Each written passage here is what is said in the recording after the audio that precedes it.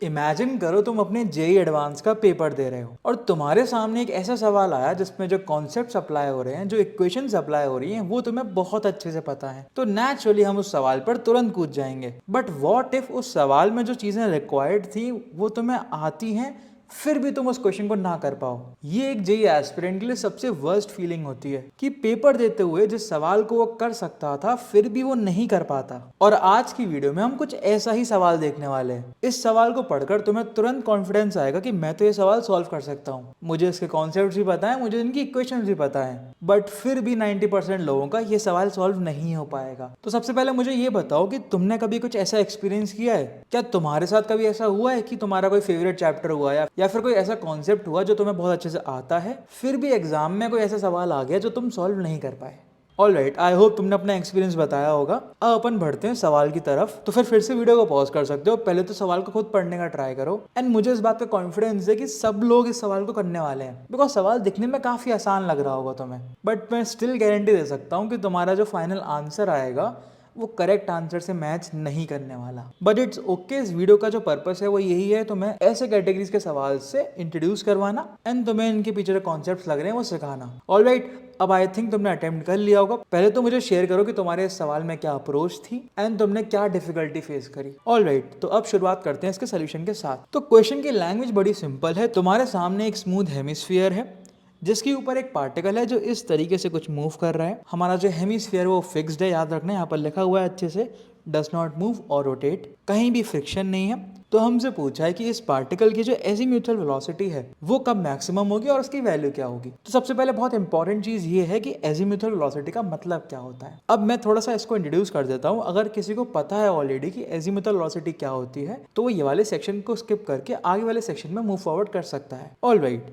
तो जिस तरीके से अपन 2D प्लेन को जब स्टडी कर रहे होते हैं या फिर सर्कुलर मोशन को जब स्टडी कर रहे होते हैं तो वहां पर अपन कार्टेशियन कोऑर्डिनेट्स को, दैट इज x, y, इनको एक्सप्रेस करते हैं in terms of polar coordinates, that is r, theta. Right, कि यार मेरा अगर कोई पॉइंट है P, इसके कोऑर्डिनेट्स को मैं x, y के फॉर्म में भी एक्सप्रेस कर सकता हूँ और ओरिजिन से अगर अपन इसको ज्वाइन कर देते हैं and this is r and this is theta, तो मैं इस पॉइंट को r, थीटा के फॉर्म में भी एक्सप्रेस कर सकता हूँ। अब ये जो कहानी रही 2D की, सेम चीज अपन अप्लाई करते हैं 3D के अंदर भी। कंसिडर करो तुम्हारे पास इस तरीके से कोई 3D स्पेस है, this is z, this is x and this is y, और तुम्हारे पास अगेन सेम वही पार्टिकल है या पॉइंट है P। इसको अपन कैसे एक्सप्रेस कर सकते हैं? As x coordinate, y coordinate and z coordinate. Now in a similar manner अपन इसको r, थीटा, फाई के फॉर्म में भी एक्सप्रेस कर सकते हैं। अगेन इस पॉइंट को मैं ओरिजिन से ज्वाइन कर दूंगा, this is my r।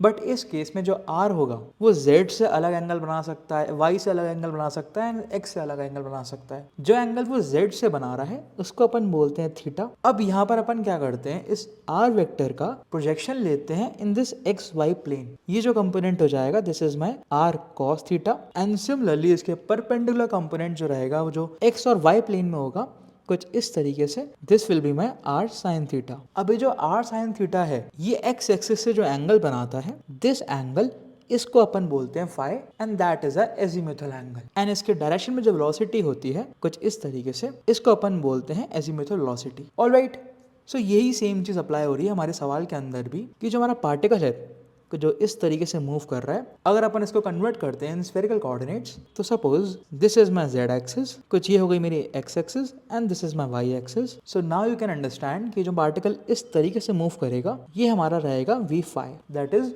My azimuthal velocity. Alright, और अपन के क्वेश्चन में पूछा है कि कब इसकी एजीम्यूथल वेलोसिटी जो होगी मैक्सिमम हो जाएगी। ऑलराइट, अब बढ़ते हैं सोल्यूशन की तरफ। तो किसी भी फिजिक्स के क्वेश्चन को सॉल्व करने का फंडामेंटल अप्रोच क्या रहता है? अगर हमारे पार्टिकल के वेलोसिटी नेचर को अपन को बताना है तो इस पे एनालाइज करना होगा कि इसका एक्सेलरेशन क्या है, और एक्सेलरेशन के लिए अपन कहाँ जाते हैं? फोर्सेस की तरफ। तो मैं क्या करता हूँ, हेमिस्फीयर बनाता हूँ एंड सपोज हमारा जो पार्टिकल है वो भी इस पोजीशन पर है। ऑलराइट, अब इस पे कौन कौन से फोर्सेस लगने वाले हैं? एक हो गया हमारा बाउल से नॉर्मल फोर्स कुछ इस तरीके से, एंड एक हो गया हमारा ग्रेविटेशनल फोर्स। और हमारा जो पार्टिकल है वो इस इंस्टेंट पर एजीम्यूथली मूव कर रहा है, मतलब कुछ इस तरीके से टेंजेंशियली मूव कर रहा होगा। तो अपन क्या करते हैं, इन फोर्सेस को बोल के टेंजेंशियली एंड नॉर्मल के अलॉन्ग ब्रेक करते हैं। सपोज ये जो एंगल है इसको अपन डेल्टा बोलते हैं, तो ये हो जाएगा हमारा mg cos डेल्टा और इस तरीके से हो जाएगा हमारा mg sin डेल्टा। तो बिकॉज हमारा जो पार्टिकल है वो हमेशा बोल से टच में रहेगा तो जो कॉन्टैक्ट फोर्स होगा n वो बैलेंस करेगा हमारे mg साइन डेल्टा को। बट बिकॉज हमारा जो हेमिस्फीयर है वो स्मूथ है तो there is no friction here, तो हमारा जो mg cos डेल्टा है उसको कोई भी बैलेंस नहीं कर पाएगा। एंड बिकॉज ऑफ दैट हमारा जो पार्टिकल होगा उसकी एजीम्यूथल वेलोसिटी के अलावा एक और वेलोसिटी आएगी कुछ इस डायरेक्शन में। ऑलराइट, तो सपोज अगर अपन इस पॉइंट को या फिर जो पार्टिकल है जहाँ पर है उसको अपन हमारे हेमिस्फीयर के सेंटर से अटैच करते हैं कुछ इस तरीके से, एंड वर्टिकल से इस एंगल को अपन बोलते हैं थीटा। तो अब हमारा जो पार्टिकल है उसकी एक है v फाई जो बेसिकली इस डायरेक्शन में है एजीम्यूथली, और एक वेलोसिटी आ सकती है दैट इज v थीटा जिसकी डायरेक्शन होगी टेंजेंशियली टू दिस हेमिस्फीयर। तो यहाँ से क्या समझ में आया, जो हमारा पार्टिकल है वो कुछ ऐसे ऐसे मूव करने वाला है। ऑलराइट, अब अपन बढ़ते हैं नेक्स्ट फंडामेंटल लॉस की तरफ दैट इज आर कंजर्वेशंस। तो अगर अपन इस पार्टिकल के ऊपर जो फोर्सेस हैं उनको एनालाइज करें, बेसिकली एक तुमने फोर्स लगाया mg, एक फोर्स तुमने लगाया नॉर्मल रिएक्शन, इसके अलावा तो कोई भी फोर्सेस नहीं है। सो बेसिकली यार इन फोर्सेस का मैं अगर टॉर्क को एनालाइज करूं, अगर सपोज मैं इस पॉइंट को ओरिजिन बोलता हूं, तो ओरिजिन के अबाउट अगर अपन टॉर्क को देखते हैं तो ये तो अपन को समझ में आ रहा है जो नॉर्मल रिएक्शन होगा वो यहीं से पास करेगा तो उसका टॉर्क तो जीरो हो गया। बट जो mg है उसका टॉर्क देखो एक बार, उसका एक नॉन जीरो टॉर्क आएगा because of this tangential direction. But उस टॉर्क की डायरेक्शन क्या है, that is in this direction. Right, using right hand rule तुम लगा सकते हो। And because of this torque हमारा जो v थीटा है वही तो निकल कर आया था। बट अभी भी अपन एनालाइज कर पा रहे हैं कि कोई भी ऐसा टॉर्क नहीं है जो इस z डायरेक्शन के अलोंग होगा। राइट, तो मैं बोल सकता हूँ कि हमारा जो एंगुलर मोमेंटम है इन z डायरेक्शन ये कंजर्व रहने वाला है। राइट, एंड इसी एंगुलर मोमेंटम को अपन बोलते हैं एजीम्यूथल एंगुलर मोमेंटम। ये नाम तुमने सुना होगा जब तुम एटॉमिक स्ट्रक्चर पढ़ते हो या फिर मॉडर्न फिजिक्स पढ़ते हो। ऑलराइट, तो अब अपन ये वाली कंडीशन को अप्लाई करके देखते हैं। सपोज हमारा जो पार्टिकल है उसकी जो मैक्सिमम वेलोसिटी है वो रीच हो गई। ऑलराइट, सो बेसिकली हम कुछ इस तरीके से स्टार्ट किए थे, हमारा पार्टिकल यहाँ पर पहुंच चुका है एंड ये जो पॉइंट है this is making suppose theta angle from this vertical. और अब हमारे पार्टिकल की जो एजीम्यूथल वेलोसिटी थी that is suppose in this direction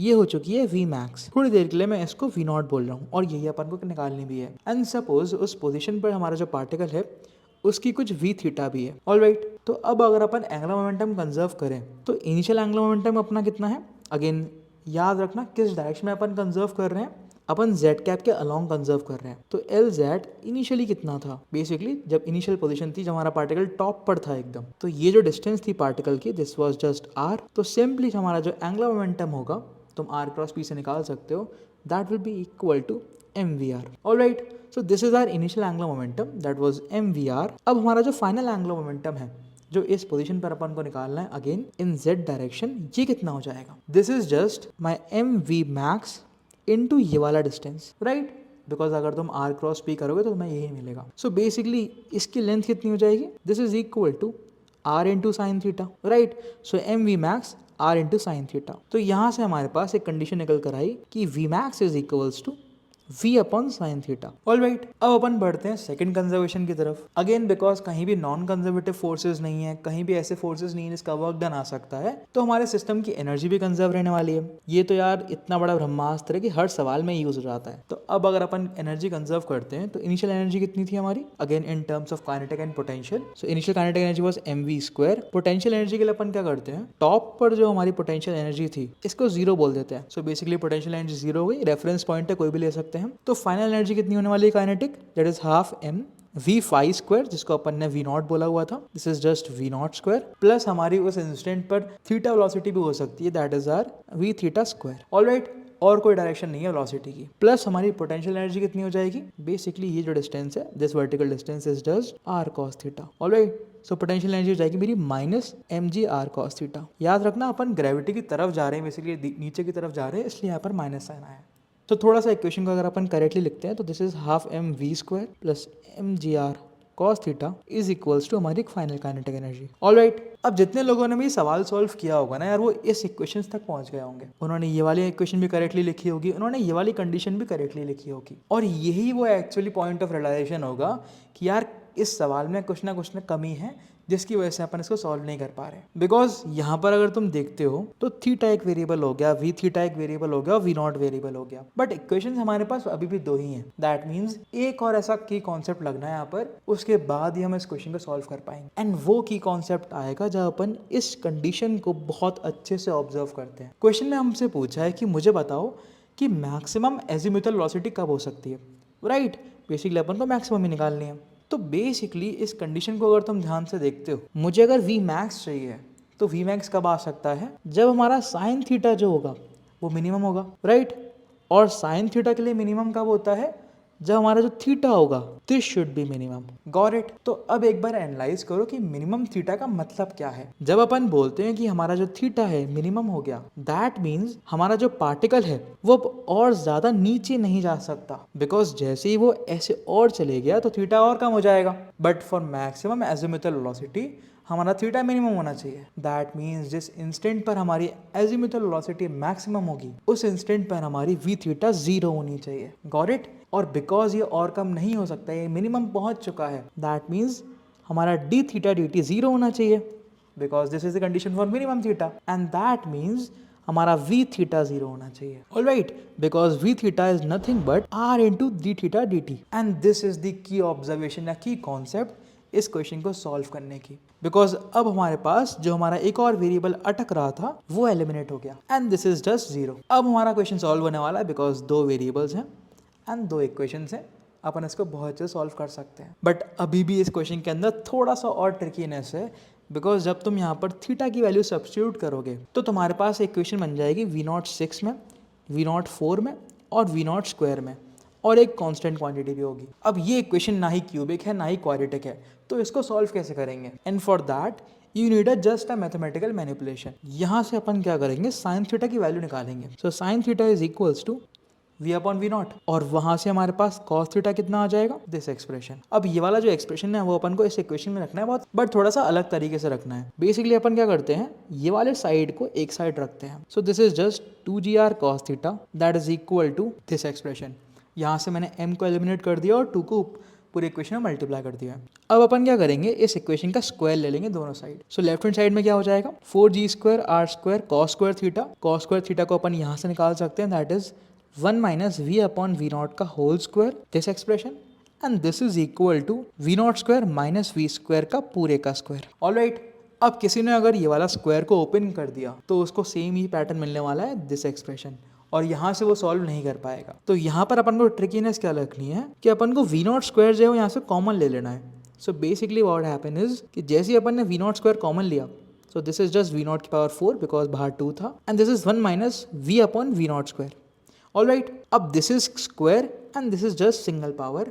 यहाँ से अपन एलिमिनेट कर सकते हैं एक टर्म को या फिर एक सोल्यूशन को, that is 1 minus we upon V0 का whole square is equals to 0। And यहाँ से अपन को इनिशियल कंडीशन ही निकल कर आ जाएगी, that is V0 is equals to V। Alright, जहाँ से अपन ने स्टार्ट करा था। तो ये तो सोल्यूशन जो है वो वैलिड नहीं है because this is not the maximum azimuthal velocity. एक बहुत ही क्रूशियल पॉइंट और कि ये सोल्यूशन इसलिए निकल कर आ रहा है because at this moment as well हमारा जो वी थीटा है वो 0 के बराबर था। ऑलराइट, तो अगर ये सोल्यूशन भी किसी को समझ में नहीं आ रहा तो ये याद रखना इस कंडीशन की वजह से निकल कर आया। ऑलराइट, तो जैसे अपन ने अब एक टर्म को एलिमिनेट करा तो ये टर्म पूरा गायब हो गया and this is just single power. अब अपन बहुत आसानी से V0 स्क्वायर को मल्टीप्लाई कर सकते हैं अंदर की तरफ।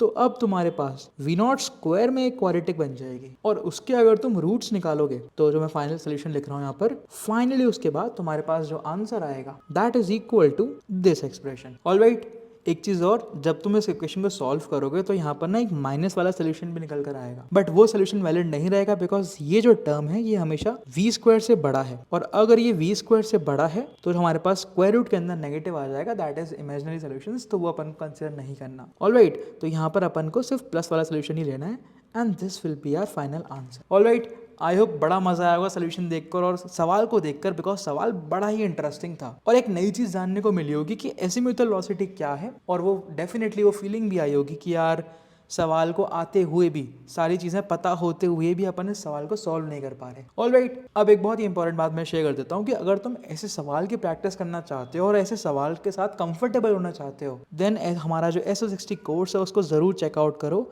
उसका अगेन लिंक जो है डिस्क्रिप्शन में मेंशन्ड है, वहाँ पर सारी डिटेल्स होती हैं। उस कोर्स के अंदर ना अपन ऐसे ही कॉन्सेप्ट्स को देख रहे होते हैं, ऐसे ही सवाल को विजुलाइज कर रहे होते हैं, ऐसे सवाल को विटनेस कर रहे होते हैं जहाँ पर अपन को ये कंडीशंस निकल कर आती हैं, और इससे क्या होता है हमारी जो एडवांस लेवल प्रॉब्लम सॉल्विंग होती है वो ड्रास्टिकली इंप्रूव हो जाती है। ऑलराइट, सो अगेन लिंक जो है वो डिस्क्रिप्शन में मेंशन्ड है, वहाँ से जाके तुम चेकआउट कर सकते हो। आई होप तुम्हें वीडियो में काफ़ी मजा आया होगा। अब यार अपने जो फीडबैक्स हैं और जो रिव्यूज़ हैं वो कमेंट्स में जरूर शेयर करना, सो दैट अपन को थोड़ा सा और क्लैरिटी रहे कि बच्चे कैसे टाइप का कंटेंट देखना चाहते हैं। और it see you in the next video.